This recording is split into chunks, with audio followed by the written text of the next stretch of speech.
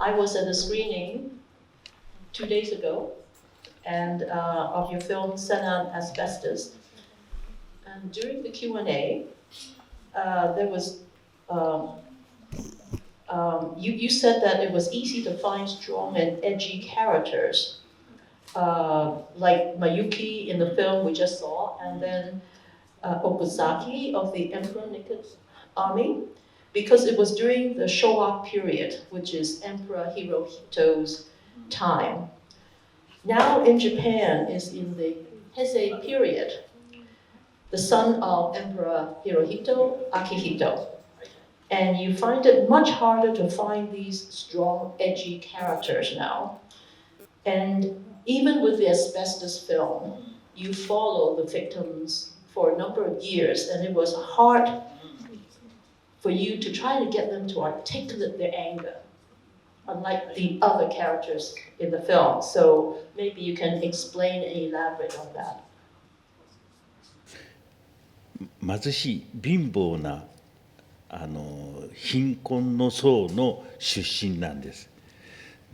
で、親に金持ちではないし、美貌も優れているわけじゃないし、武道に優れているわけでもないし、自分は臆病だし、そういう弱い自分が大人になってこれから生きていこうとするときに、やっぱり強くなりたいっていう気持ちがとても強かったんですね。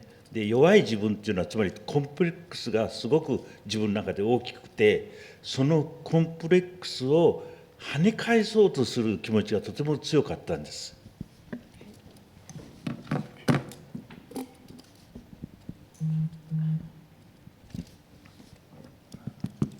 Okay, so actually, very honestly, I'm from a very humble family, straightforward and saying, very poor family.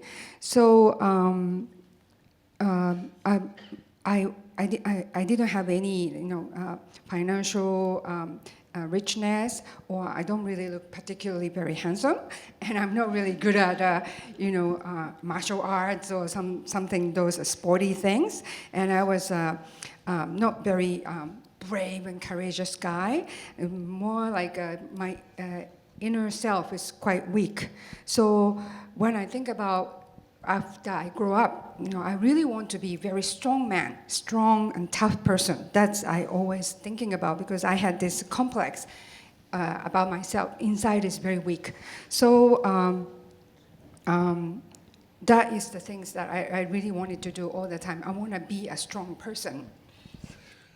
だからそれにはどうしたらいいかって考えたときに、とにかく強い人で、強い人っていうのは単純に喧嘩が強いだけじゃなくて、つまり私たちが日々生きてるその世界、日本なら日本という、国の中でなんていうかあらゆる層においてシステムに囲まれて、我々は、そのシステムの中で生きることを余儀なくされているわけだから、そういうシステムに対して自覚的に意識的に喧嘩を売ってる人で、そういう人は私から見るととても強い意志を持った人に見えたと。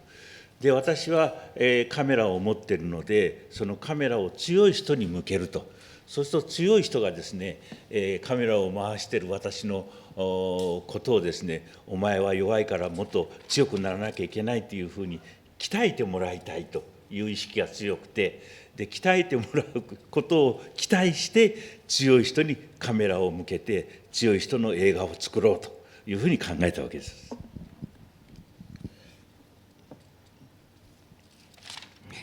Okay, so what should I do to be a very strong guy?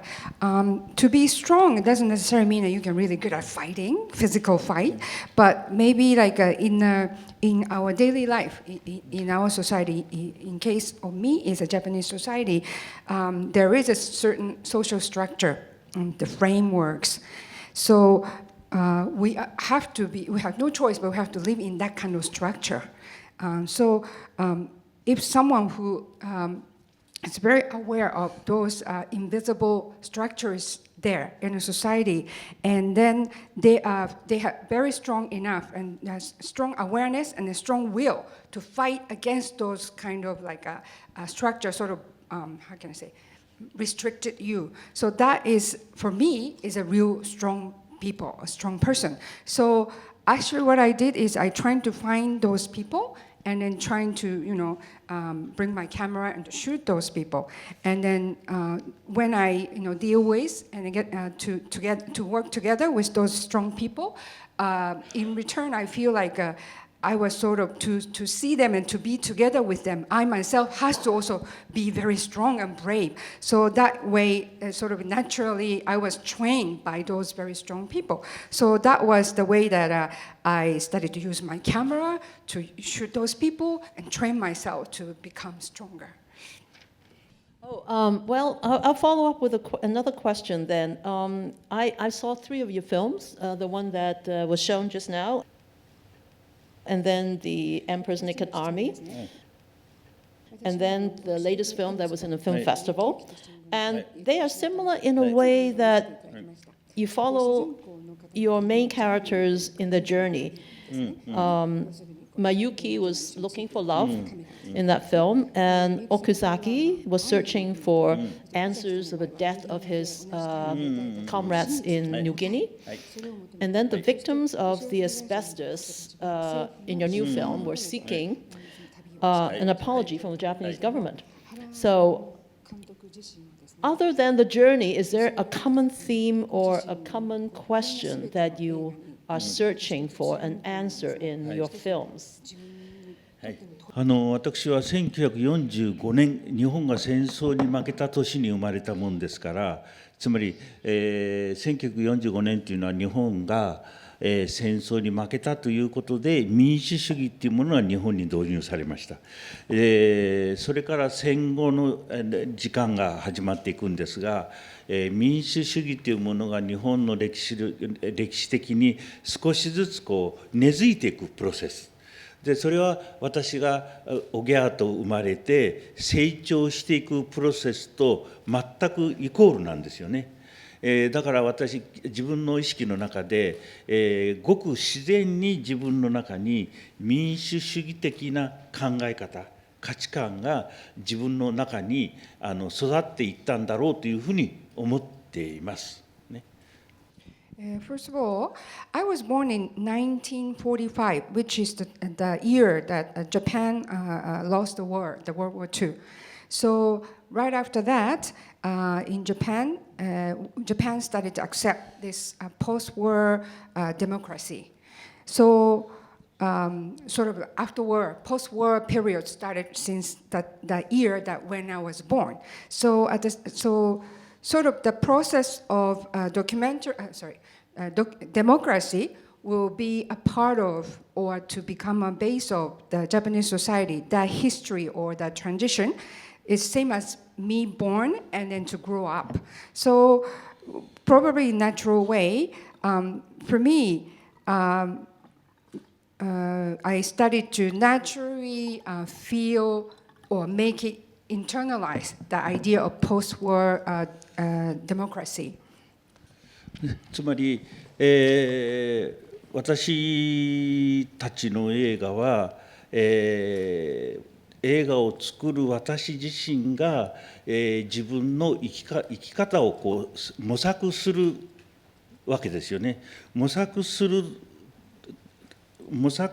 ことがつまり映画を撮るということなので、そういう強い人にカメラを向けながら、そのカメラを向けた相手の強い人の生き方を学んでるわけですよね。で、私がカメラを向ける人はみんなその権力に対して戦ってる人。だから私も権力に対して戦わなければならないというふうに自分を鍛えてきたつもりなんですよね。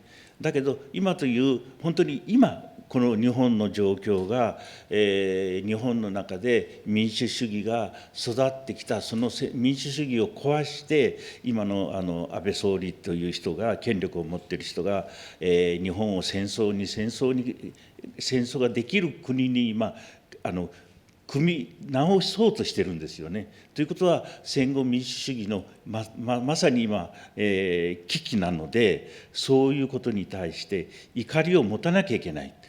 というふうな自分の今気持ちがあるんですけれども、今まで作った映画の中で、共通しているのはそういう権力に対して怒りをぶつけるという主人公たちを描いてきた。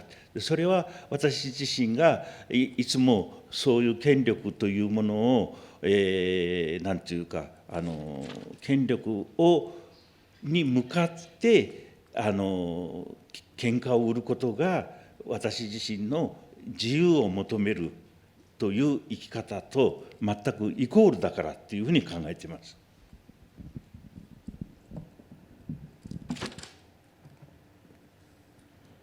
Okay, so so when I make a film, my film,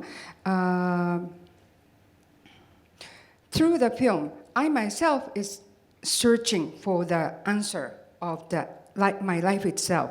So making film is equal to searching and grabbing my own answer. So when I shoot those very strong people with my own camera, and through that I learn how to live life very strong. And then those people who I chose as a character were the one who is strong enough to fight against the authority, the top of the society's authority. So I think through working together with them and making a film of them, I think I also train myself to always try my best to become strong and fight against those power or the authority. But now in the Heisei era, this is a very dangerous situation now. The post-war democracy is started to be deteriorated, and I think the Prime Minister Abe now is trying to change the structure of Japan or Japanese society, and trying to make Japan the country which is able to commit the same way to make a war again against the other countries. So that kind of dangerous situation is going on. So this is the danger of our democracy. So this is the time that we all have to have the proper anger and have to go against with that kind of flow, the wrong way of flowing. So this is the time to go to throw the anger. So in order to do that, I use my own film to make film, and then to sort of bring up this fight against this authority. Because that's the way that to fight against authority means for me is to really my life truly free, based on a real freedom. So that's my idea. So that's why I always wanted to do that. I have been doing that. Okay, so I hope you have questions. My question is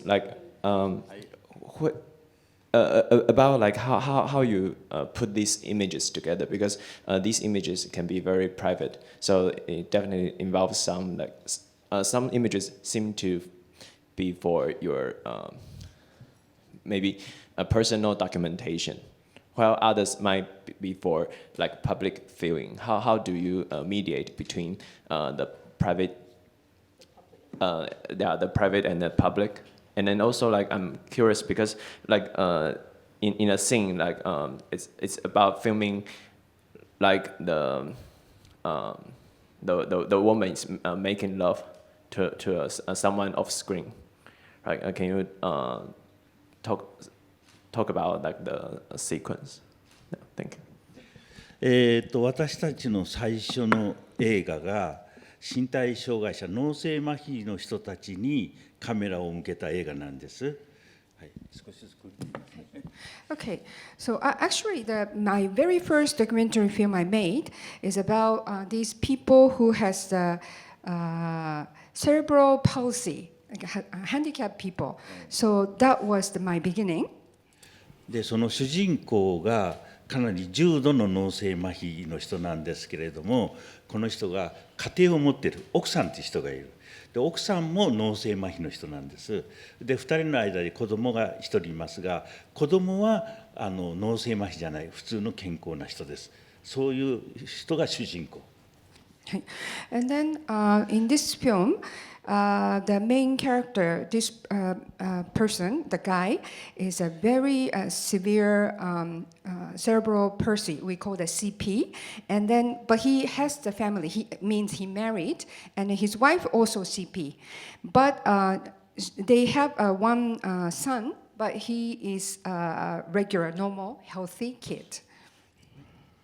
でその主人公が脳性麻痺ということで差別を受けているということの中で、じゃあ差別を壊すためにどう考えたかっていうと、彼はこうやって立って歩けないわけね。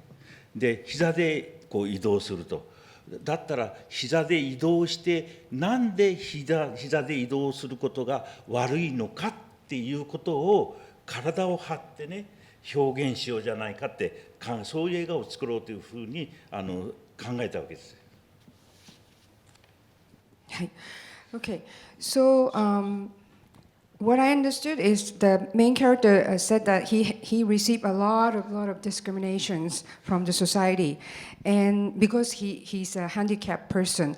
So in order to break that kind of like a barrier of the discrimination in a society, actually this person, as I said, very severe CP, so he himself cannot really stand up, cannot walk. He really has struggled to walk like on his own knee. And so it's very struggling to walk. So usually he used a wheelchair, but if he walked without using chair and nothing else, then he really have to use his own sort of kneel down to have to walk. Very difficult. And then if he does it, maybe a little bit bothering to the other people.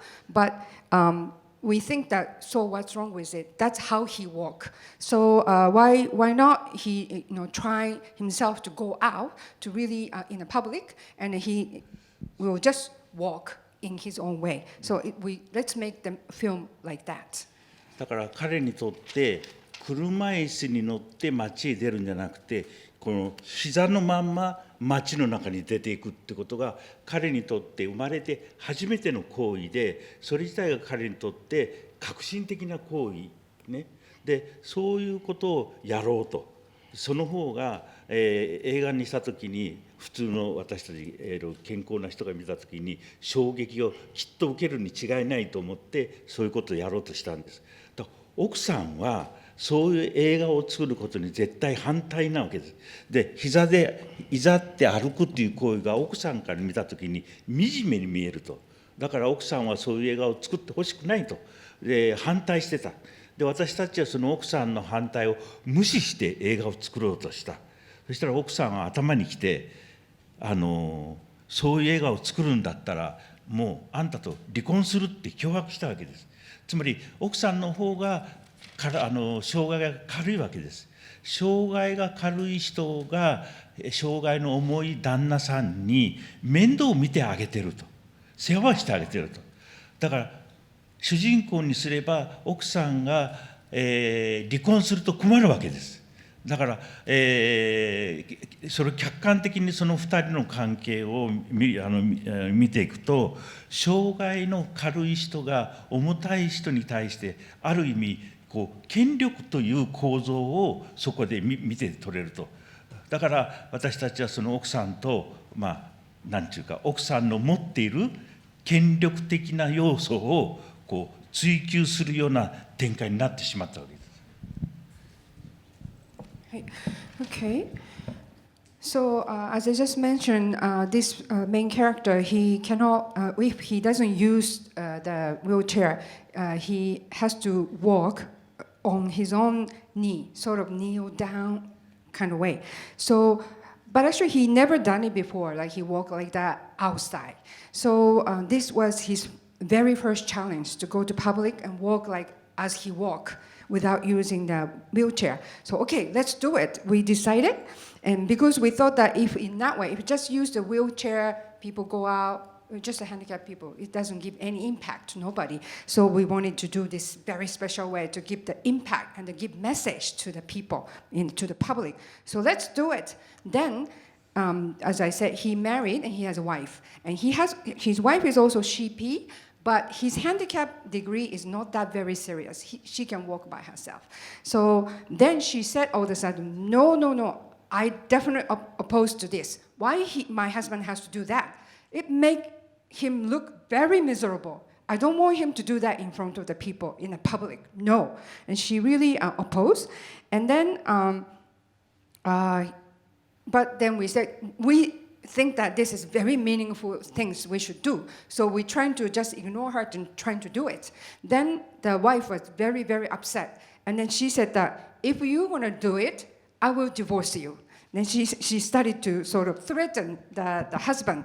So in this situation, the wife is, even though she is also handicapped, but she's a lighter degree handicap, and the husband is much, much severe degree of handicap. So in this situation, wife threatened the husband by using that kind of different position. She's a higher position, a little more like have an authority or power to threaten to the husband who is a weak position. So we started to see this kind of like authority or power position even in this kind of family situation as well. So we thought that no, we should really do it, continue to do it, So we continue to do it. いいですか、はい、それで、映画を始めたんだけど奥さんが映画をやめてくれということで離婚するというふうに脅迫したと。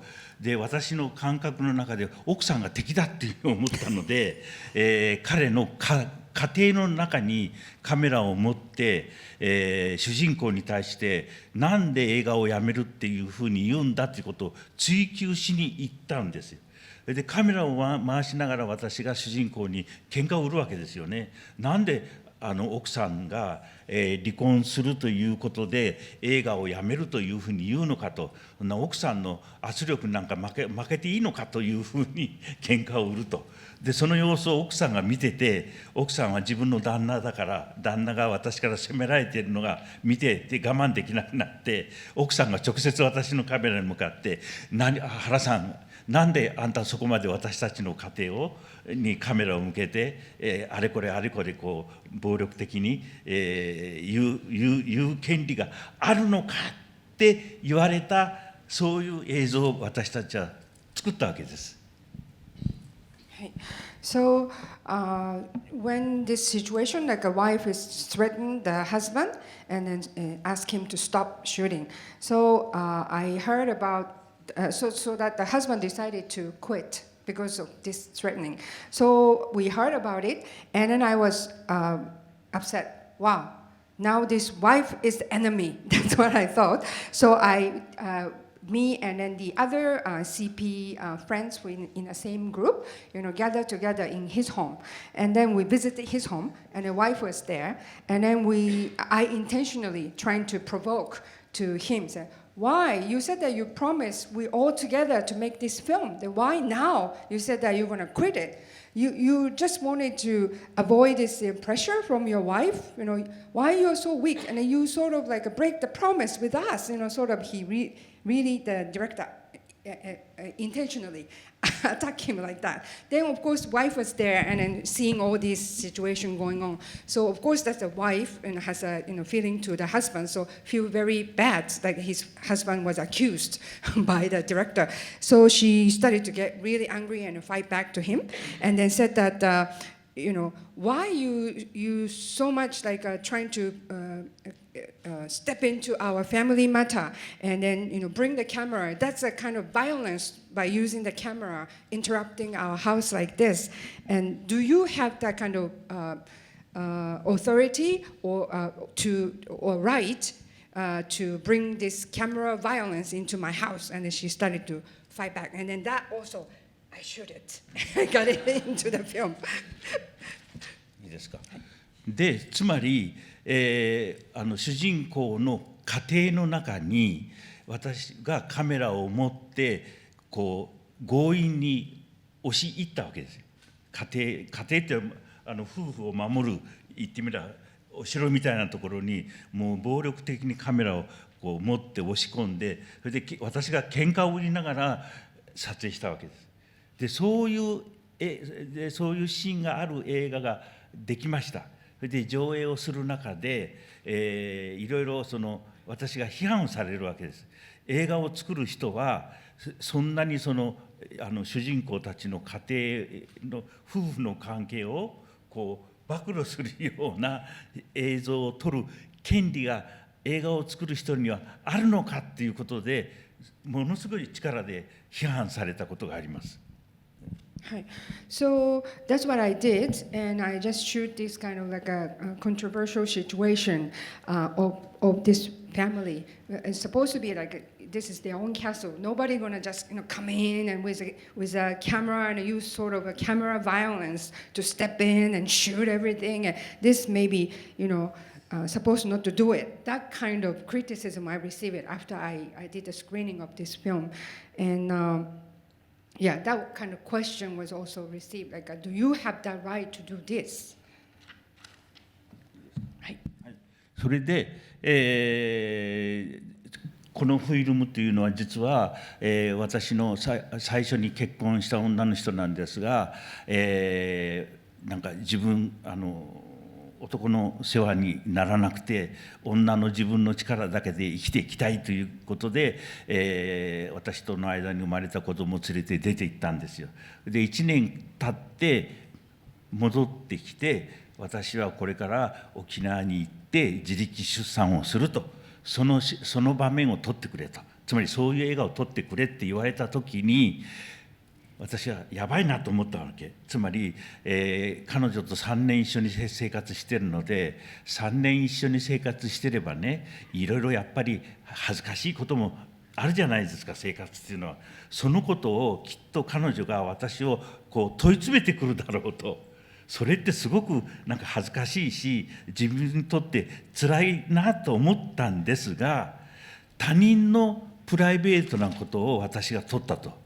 ね。で今また私の結婚した元女が自分の映画を撮ってくれと言ってるんだけども、映画を撮り始めると必ずこの女は私のその昔2人の関係の中で恥ずかしい男として何て言うんだろう、責められることもいっぱいあると、そのことをきっと追求してくるだろうというふうに十分に予感されたわけです。だから人のプライバシーを取ってる私が自分のプライバシーを守ろうとするのかと、それは考え方として間違ってるだろうと。ならば自分の手で自分のプライバシーをこう全部さらけ出すような映画を絶対に逃げちゃいけないんだということで、この映画を作る決心をしたわけです。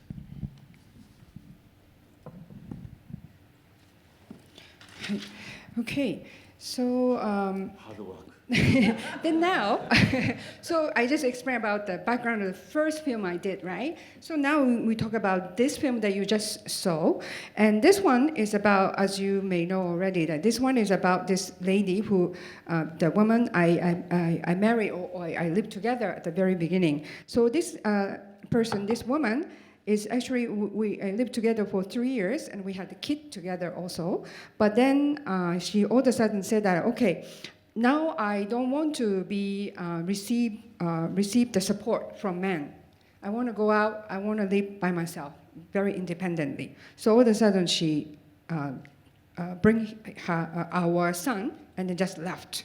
And then around 1 year later, she came back and then she suddenly said that, I'm pregnant now, and I will give my unassisted childbirth in Okinawa. So you should maybe come and then shoot it and record it, please. So he thought, okay, but this lady and me had a life together for 3 years. So during time, many things happened, and this is total probably. When I'm in a course of I'm shooting, maybe she's gonna say something about something like I personally don't want to disclose it to the public, or something like maybe I have to feel very shame on myself, or whatever could be happen in the process of shooting. So, I I don't know if I should do it. But because the first film that I just explained about the CP handicapped people, I dared to go in and then took all the privacy, the scene, everything and showing, right? So I thought that, okay, I really have to make up my mind. I did it to the other people. I should really strongly bring up my courage to do it for myself too, to really reveal all my privacy. So that's, I made a decision and I made this film. もう一つ考えたのは、プライバシーと言われている領域があります。でも私のこの考え方なんですけれども、つまり私たちは大きな政治のシステムの中で生きていますから、政治がなんていうか非支配される圧倒的な多くの人民というか民衆に向かって権力を行使するという構造の中で、非人間的な部分というのは実は非常にパーソナルなプライバシーと言われる領域の中でその矛盾が全部押し込められて存在すると。だからプライベートという理屈でそれを守ってると、その社会が持っている矛盾、時代が人民に対して民衆に対して強いてるなんていうか抑圧の構造みたいなものが全く見えてこないんで、むしろ積極的にプライベートと言われる部分の中にこそそういう社会の矛盾の非人間的な部分が秘められているわけだから、それを明らかにしなきゃいけないと。でドキュメンタリーを撮るってことはもう即プライベートな部分にカメラを向けて、そのプライベートと言われる領域を全部晒すことであると。だから、この映画で私は自分のプライベートを自分の手で、自分の手って言っても女から責められるわけだけど、女に責められながらも自分で自分のプライバシーを全部オープンに、しなきゃいけないと。でないと映画を作る資格はないんであるというふうに思ってこの映画を作りました。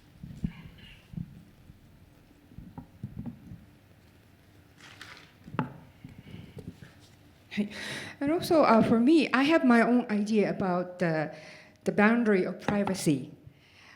Because as I touched upon a little bit earlier, we all live in like a political system, in certain social system. So we are sort of, with noticing or without noticing, we are living under the power, oppressing power of the authority in our own society. So those maybe sometimes visible, sometimes invisible, those are oppression, kind of power giving some kind of pressure to us. Those things is usually taken into your private area, and then sort of you trying to manage it, and you don't really show it. So what I thought is those like an inhuman situation, something going on, is often you can find it in your very private area or boundary. So that's why those controversy, contradictive, those issues are usually they don't really show it in public, but they hide it away into their private area. So that's why unless you really go into the very private boundary or range, otherwise you cannot really show that kind of invisible or sometimes or often invisible pressure or oppression from the authority. So that's why I really convinced that it's important, it's necessary to step into the private area and to show it. So by showing that, we can also show that kind of contradictive conflict, things they trying to resolve it, but it's still there because it just came from the oppression from the authority. So that's why with that, based on my theory and belief, I decided to reveal all my privacy as well. But actually, not really like I took initiative to reveal it, but rather more like the lady like sort of attacking me. And so it's like naturally to came out that how, I'm kind of like what kind of guy I am, and she blamed me, so everybody know that what kind of, guy I am, so that way I show my, private area that I usually don't want to disclose to the public. Yeah. I think the question would be like, how do you decide what is off screen and what is on screen? Because you said that you're disclosing. Oh, I can see that, and then some you are disclosing. Oh, but some remains on screen and some. So your question is he's operating the camera, so he's probably the person who is making love to the woman. But why didn't he reveal that? Right? Yes. That's him. Yes. こ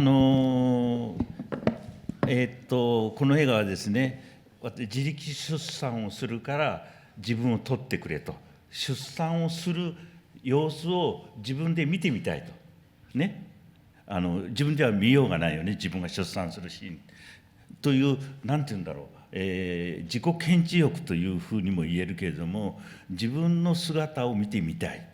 でだから私は彼女と付き合う頃はムービーじゃなくて写真撮ってたからね、撮ってくれっていつも言ってた。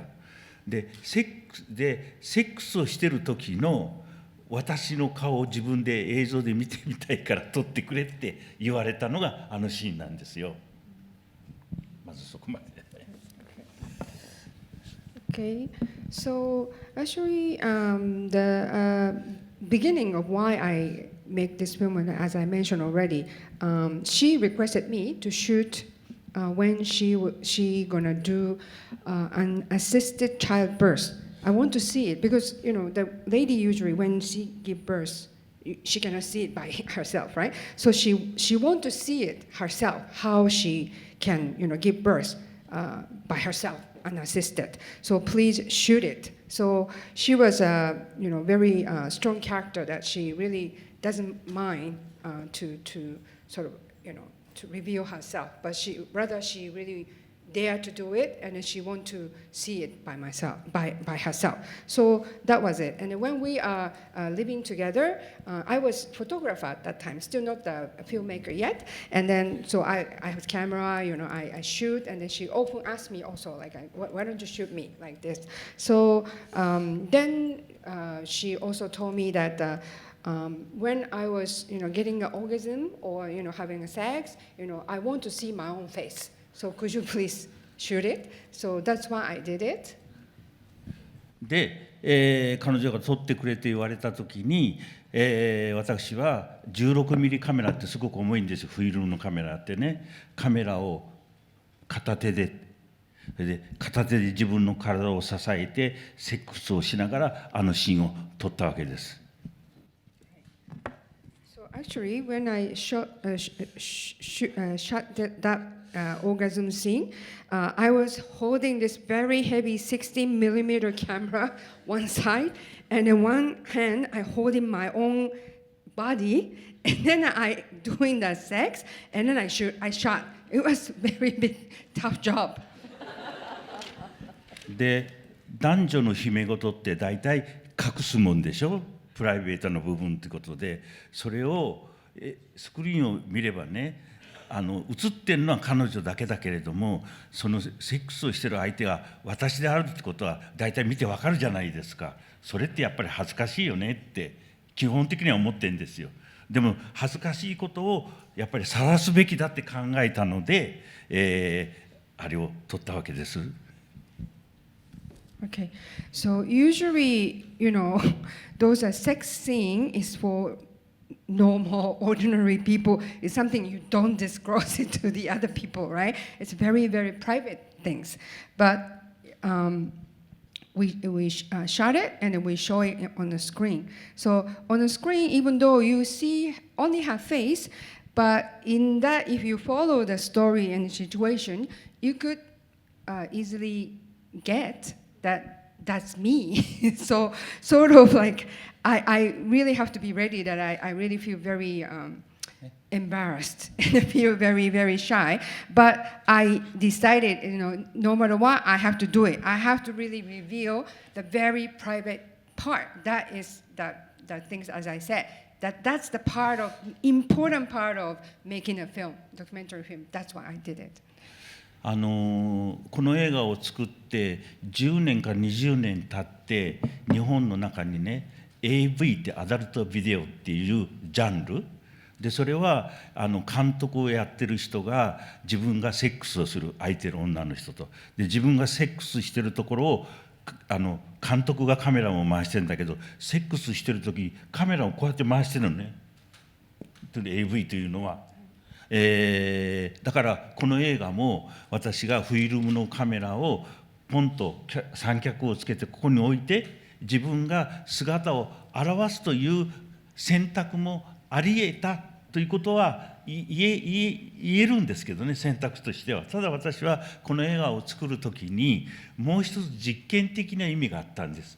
つまり女が非常に私に向かってくるわけじゃないですか。私との生活の過去の中でこの男はこういうことをひどいことをしやがってって大体非難してくるでしょ。非難してる時に私はそれを受け止めなきゃいけない。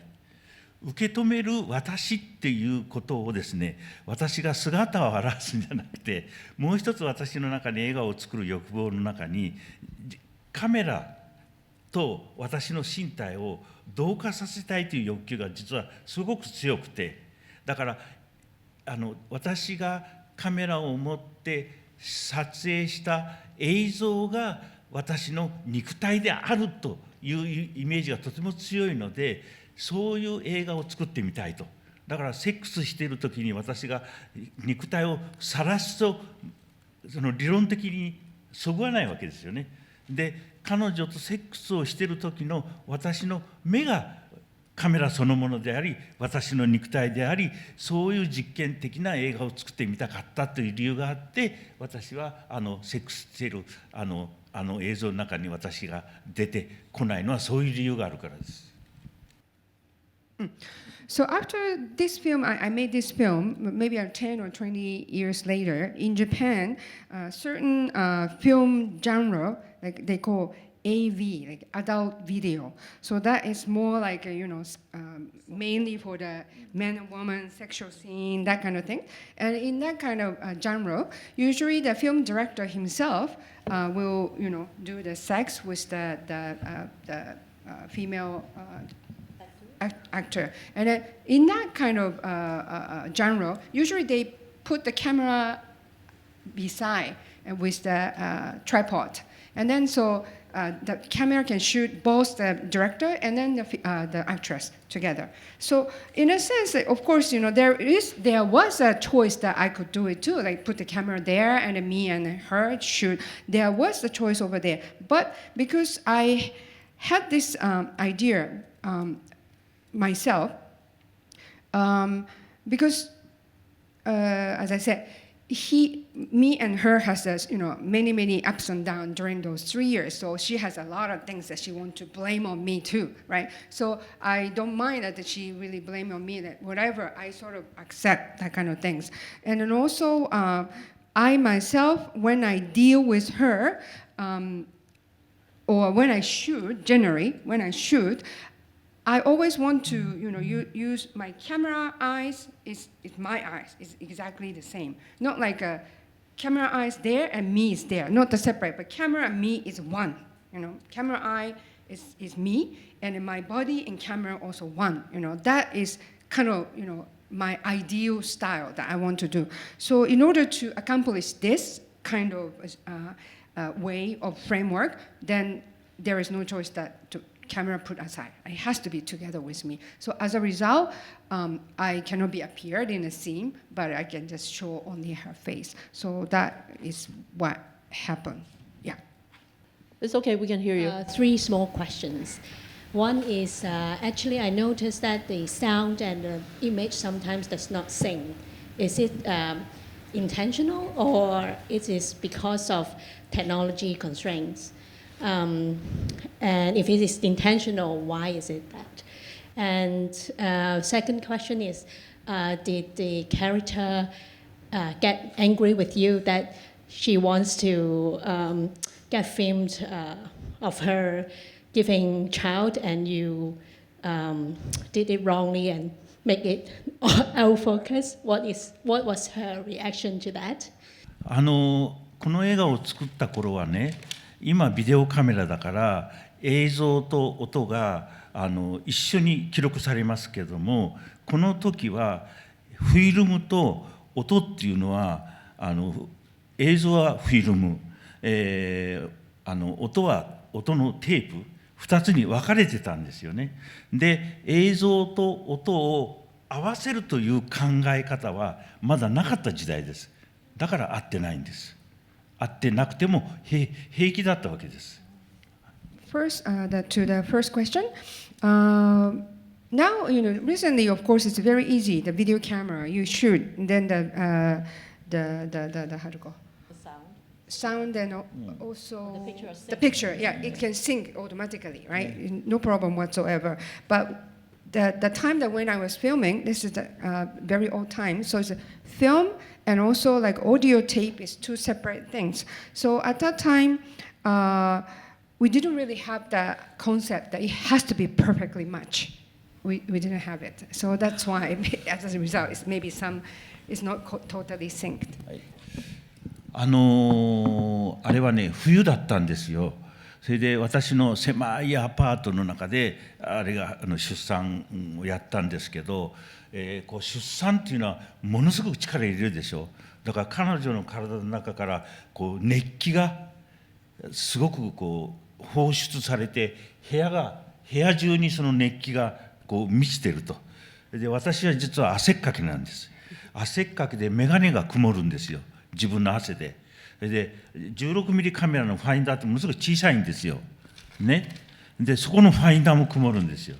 それで、カメラを肩に担いで、スイッチを入れた瞬間にですね、眼鏡が曇って、ファインダーが曇って、困ったなと思って、こう拭くんですよ、こうやって。こうやって手で。でもすぐ曇るんですよ。それで、出産の途中に待ってくれとは言えないでしょ。でしょうがないからその不安なまんま撮影してるんだけれども、撮影しながら不安でピントが合ってるかどうかっていうかものすごい気になってて、だからレンズにですねレバーがついてるんですよ。ピントを合わすそのレバーを一生懸命自分が探ってるんですよ。だからどんどんピントのアウトフォーカスでピンボケの具合がどんどんひどくなっていってるのはワイドレンズっていうのは合わせにくいんですよね。要するにあれワイドレンズ使ってるんで、だからこの曇った眼鏡とファインダーを通してみると合ってるかどうかわからないもんだから、こう一生懸命探ってるけども結果としてはどんどんピンボケがひどくなったっていう、これが事実です。真実です。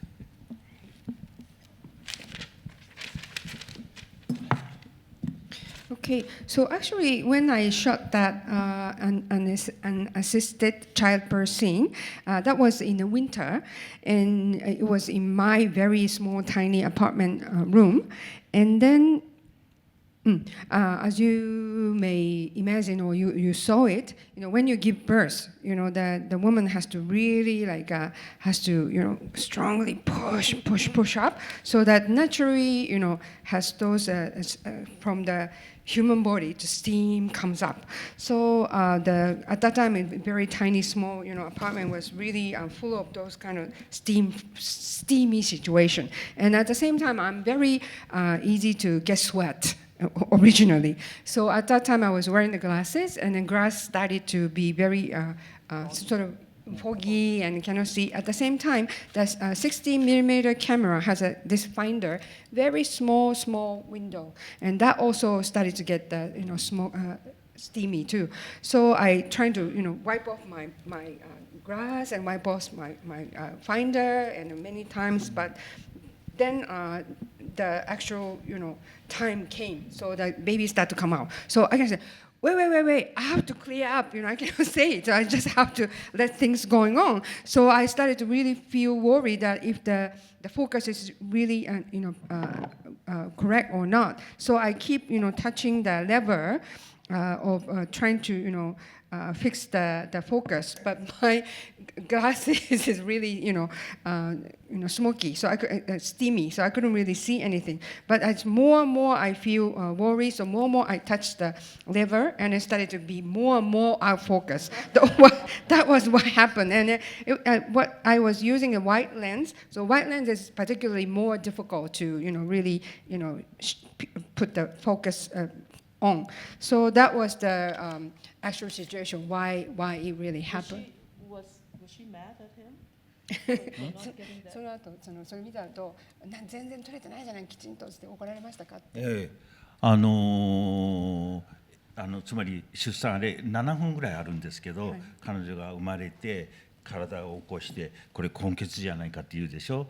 でそこまで撮ってもういいかなと思ってスイッチを切って、心配なもんだから肩からカメラを下ろしてレンズのメモリをしたら見たわけです。レンズのメモリが一番最短距離35センチのところにあったんです。一番手前に。で、しまったって私が声出すんですよ。で、女があんた何やったの？ピンボケだよ。バカねっていうやり取りが録音機に入ってるんですよ。Yes, she really scolded me. Actually, that scene was about 7 minutes, and then as you saw it, after she gave birth, and then she finally, came up, and then she said, "Oh, looks like this baby is a mixed blood." So at that time, I thought that okay, it's okay now. So I stopped and so switch off, and then he took get off the camera, and then to check the lens. The focus. Then I find out it's 35 centimeter. It's just there. It's just very close lens. That focus is right there, but the scene is far over there. So I was like, "Oh my gosh!" I said, and then she said, "What did you do?" And then I said, "Oh, this is totally out of focus." And she said, "You stupid." So I was really scolded at that time. And all this, what's going on, was recorded in an audio tape. That conversation. 私の45年以上映画の生活をやってますけれども、技術的なミスはピンボケのシーンが私の長い映画人生の中で最大のミステイクです。